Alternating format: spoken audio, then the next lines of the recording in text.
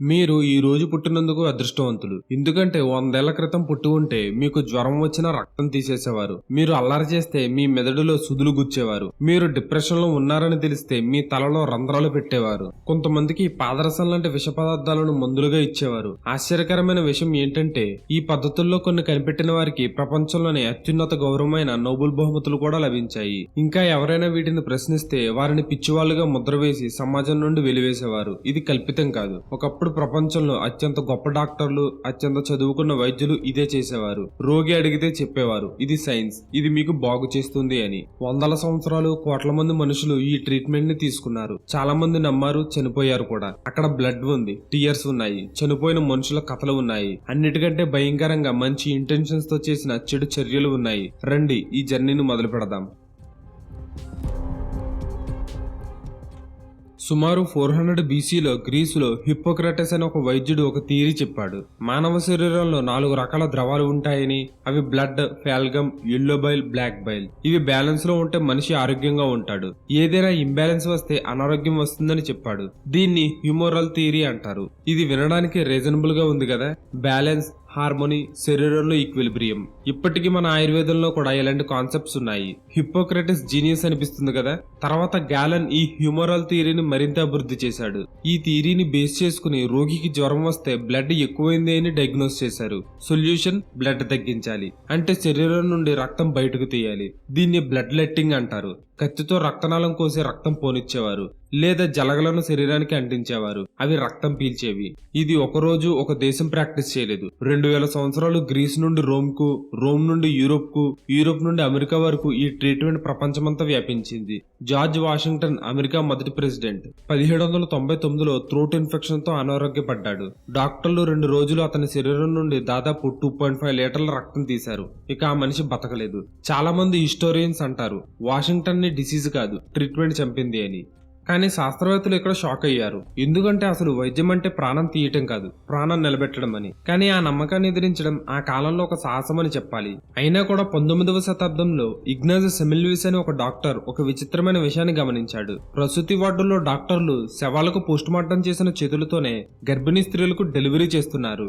దీనివల్ల ఇన్ఫెక్షన్ సోకి చాలా మంది తల్లులు చనిపోతున్నారు. ఆయన చేతులు కడుక్కోండి, దానివల్ల ప్రాణాలు కాపాడొచ్చు అని చెప్పినప్పుడు డాక్టర్లందరూ ఆయన మీద ఎగతాళి చేశారు. ఒక జెంటిల్ అయితే చేతులు ఎప్పుడు క్లీన్ గానే ఉంటాయని వాదించాడు. అండ్ చేతులు క్లీన్ చేసుకోండి అని చెప్పిన డాక్టర్ ని పిచ్చాసుపత్రిలో పడేశారు. అక్కడ కొట్టి చంపారు. ఎంత విషాదమో చూడండి. ప్రాణాలు కాపాడమని చెప్పిన వ్యక్తిని పిచ్చోడిని చేశారు. కానీ స్టోరీ ఇక్కడితో ఆగిపోలేదు. ఇంతకంటే చీకటైన కథ ఇప్పుడే మొదలు కాబోతుంది. 19వ శతాబ్దం యూరోప్ లో సైకియాట్రీ మైండ్ యొక్క మెడిసిన్ నెమ్మదిగా గ్రో అవుతుంది. మెంటల్ ఇల్లీనెస్ అంటే ఏమిటో అర్థం చేసుకోవడానికి డాక్టర్స్ స్ట్రగుల్ చేస్తున్నారు.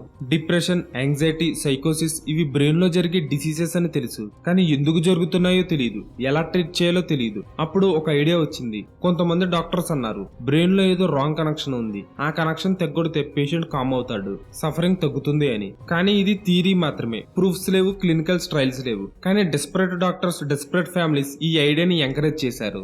1935లో పోర్చుగీస్ న్యూరాలజిస్ట్ ఈగాస్ మోనిజ్ ఒక ప్రొసీజర్ డెవలప్ చేశాడు. బ్రెయిన్ లోని ఫ్రంటల్ లోబ్ కి కనెక్షన్ తగ్గొట్టే సర్జరీ. దీన్ని లుబోటమీ అంటారు. ఇప్పుడు మీ మనసులో క్వశ్చన్ వస్తుంది కదా, ఫ్రంటల్ లోబ్ అంటే ఏంటి అని. మన బ్రెయిన్ లో ఫ్రంటల్ లోబ్ అనేది అత్యంత ఇంపార్టెంట్ పార్ట్. ఇది మన పర్సనాలిటీకి రెస్పాన్సిబుల్, మన డెసిషన్స్ కి రెస్పాన్సిబుల్, ఎమోషన్స్ మేనేజ్ చేయడానికి, ఫ్యూచర్ గురించి ప్లాన్ చేయడానికి, కాన్సిక్వెన్సెస్ ని అర్థం చేసుకోవడానికి ఫ్రంటల్ లోబ్ యూజ్ అవుతుంది. ఒక్క మాటలో చెప్పాలంటే ఫ్రంటల్ లోబ్ అంటే మీరుగా ప్రాసెస్ అయ్యే చోటు. ఇప్పుడు ఆ కనెక్షన్ తగ్గొడితే ఏం జరుగుతుందో తెలుసా? బ్రతుకున్న శవంలా మారిపోతారు. కానీ 1940s లో అమెరికాలో ఒక డాక్టర్ ఈ ప్రొసీజర్ ని మాస్ స్కేల్ లో చేయడం మొదలుపెట్టాడు. అతని పేరు వాల్టర్ ఫ్రీమన్. అతను ఒక చాలా డిస్టర్బింగ్ ఇన్నోవేషన్ చేశాడు. ట్రెడిషనల్ లూబోటమీకి సర్జరీ థియేటర్ కావాలి, అనస్థీషియా కావాలి, స్కిల్డ్ సర్జన్స్ కావాలి, చాలా టైం తీసుకుంటుంది. ఫ్రీమన్ దీన్ని సింప్లిఫై చేశాడు. అతను ఒక ఐస్ పిక్ అంటే మంచు పగలగొట్టే సూదులాంటి ఇన్స్ట్రుమెంట్ ని కంటి రెప్పపై నుండి ఐ సాకెట్ లోంచి బ్రెయిన్ లోకి పంపించేవాడు. బ్రెయిన్ టిష్యూస్ ని కదిలించేవాడు.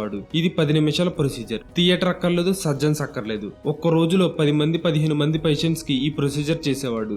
ఒక్కసారి ఆలోచించండి, కంటి గుంటలోంచి బ్రెయిన్ లోనికి ఒక సూదిని పంపితే ఎలా ఉంటుందో. ఇప్పుడు అసలు క్వశ్చన్ వస్తుంది, ఇది పేషెంట్స్ కి హెల్ప్ చేసిందా? కొంతమంది పేషెంట్స్ కామ్ అయ్యారు, డిప్రెషన్ తగ్గినట్లు కనిపించింది, వైలెంట్ బిహేవియర్ తగ్గింది, ఫ్యామిలీస్ రిలీఫ్ పొందారు, డాక్టర్స్ కూడా ఇది వర్క్ అవుతుంది అన్నారు. కానీ సైంటిస్టులు ఇక్కడ షాక్ అయ్యారు. కామ్ అంటే క్యూర్ అయినట్లు కాదు, ఆ పేషెంట్స్ లో పర్సనాలిటీ పూర్తిగా మారిపోయింది. ఎందుకంటే వాళ్ళు మాట్లాడేవాళ్ళు కాదు, లాఫ్ చేసేవాళ్ళు కాదు, వాళ్లకు ఏదైనా అడగడం, ఇనిషియేటివ్ తీసుకోవడం, ఫ్యూచర్ గురించి ఆలోచించడం ఇవేమీ చేయలేకపోయేవారు. వాళ్ళు జాంబీ స్థితిలో ఉండేవాళ్ళు. ఫిజికల్లీ అలైవ్, మెంటల్లీ ఆ మనిషి ఇక్కడ లేడు. ఒక పేషెంట్ యొక్క ఫ్యామిలీ చెప్పింది, మా అన్నయ్య అక్కడ కూర్చుంటాడు, తింటాడు, నిద్రపోతాడు, కానీ అతను నవ్వడు, మాతో మాట్లాడు. మా అన్నయ్య మాకు తెలిసిన మనిషి వేరే, ఆ మనిషి వెళ్లిపోయాడు అని. లుబోటమీ మొదట్లో సివియర్ మెంటల్ ఇల్లీనెస్ ఉన్న అడల్ట్స్ కి మాత్రమే చేసేవారు. కానీ ఫ్రీమన్ ఆగలేదు, అతను ఒక థియరీ డెవలప్ చేశాడు. అతిగా యాక్టివ్, డిజోబీడియంట్ ప్రాబ్లం ఉండే పిల్లలు కూడా ఈ ప్రొసీజర్ వల్ల బెటర్ అవుతారని చెప్పేవాడు. 1940s 1950s లో అమెరికాలో స్కూల్స్ అండ్ హాస్పిటల్స్ లో చాలా మంది చిన్నపిల్లలకు లుబోటమీ చేశారు. కొందరికి 12 సంవత్సరాల వయసు, కొందరికి 10 సంవత్సరాల వయసు. ఒక డాక్యుమెంటెడ్ కేసులో ఒక 4 సంవత్సరాల పిల్లవాడికి కూడా ఈ ప్రొసీజర్ చేశారు. ఎందుకంటే ఆ పిల్లలు చాలా యాక్టివ్ గా ఉన్నారు, స్కూల్స్ లో కాన్సన్ట్రేట్ చేయడం లేదు, టాంట్రమస్ చేస్తున్నారు. ఇవి నేడు మనం చూసే నార్మల్ చైల్డ్హుడ్ బిహేవియర్స్. ఒక్కసారి ఆలోచించండి, ఒక 10 సంవత్సరాల పిల్లవాడు క్లాసులో ఫోకస్ చేయటం లేదు అని అతని బ్రెయిన్ లోకి సన్నని సూదిని పంపించారు. తల్లిదండ్రులు ఒప్పుకున్నారు, డాక్టర్స్ రికమెండ్ చేశారు, సొసైటీ యాక్సెప్ట్ చేసింది. కానీ తల్లిదండ్రులు ఎందుకు ఒప్పుకున్నారు? ఇక్కడ ఒక చాలా డార్క్ సోషల్ ట్రూత్ ఉంది. ఆ కాలంలో పర్ఫెక్ట్ చైల్డ్ అంటే క్వైట్ గా ఉండే పిల్లాడు, ఒబీడియంట్ గా ఉండే పిల్లాడు, క్వశ్చన్స్ అడగని పిల్లాడు. ఏ పిల్లాడైతే ఈ మోల్డ్ లో ఫిట్ అవ్వలేదో వాడు ప్రాబ్లం గా లేబుల్ చేయబడ్డాడు. అండ్ ఆ ప్రాబ్లం కి మెడికల్ సొల్యూషన్ వెతికారు. ఆ సొల్యూషన్ లుబోటమీ.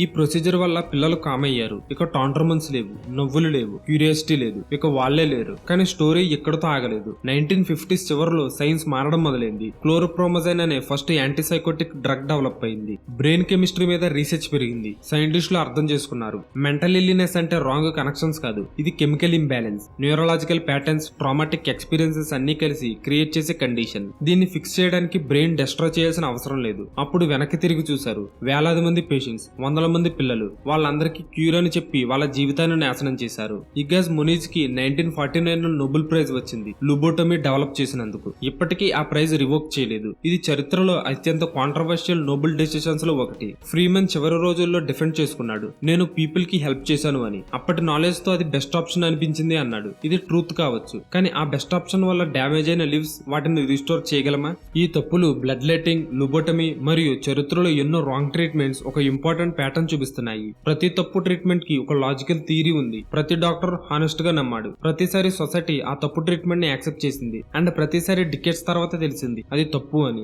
అయితే ఇప్పుడు మనం చూస్తున్న ట్రీట్మెంట్స్ 100 సంవత్సరాల తర్వాత కూడా కరెక్ట్ అంటారా? ఇది భయపెట్టడానికి అడగడం లేదు, ఇది క్వశ్చన్ చేయడానికి అడుగుతున్నాను. సైన్స్ అంటే ఫైనల్ ఆన్సర్ కాదు, సైన్స్ అంటే కంటిన్యూస్లీ క్వశ్చన్ చేసే ప్రాసెస్. నేటి ట్రూత్, రేపటి రివిజన్. ఈ జర్నీలో బ్లడ్ లెట్టింగ్ చేసిన డాక్టర్ నుండి లుబోటమీ చేసిన డాక్టర్ వరకు అందరూ నేర్పించిన లెసన్ ఒకటే, సెర్టైనిటీ అత్యంత డేంజరస్, హ్యూమిలిటీ అత్యంత పవర్ఫుల్. ఈ రోజు ఈ విషయాలు తెలుసుకున్న తర్వాత వైద్యం అంటే కేవలం టాబ్లెట్స్ అని కాకుండా దాని వెనుక ఉన్న ఎంతో మంది త్యాగాలు, ఎంతో మంది అమాయకుల ప్రాణాలు మరియు ఎంతో మంది ధైర్యవంతులైన శాస్త్రవేత్తల పోరాటం దాగి ఉందని మీకు అర్థమై ఉంటుంది. చరిత్ర నుండి మనం నేర్చుకోవలసింది ఒక పద్ధతిని గుడ్డిగా అనుసరించడం కాదు, అది నిజమో కాదో ప్రశ్నించే తత్వాన్ని పెంచుకోవటం.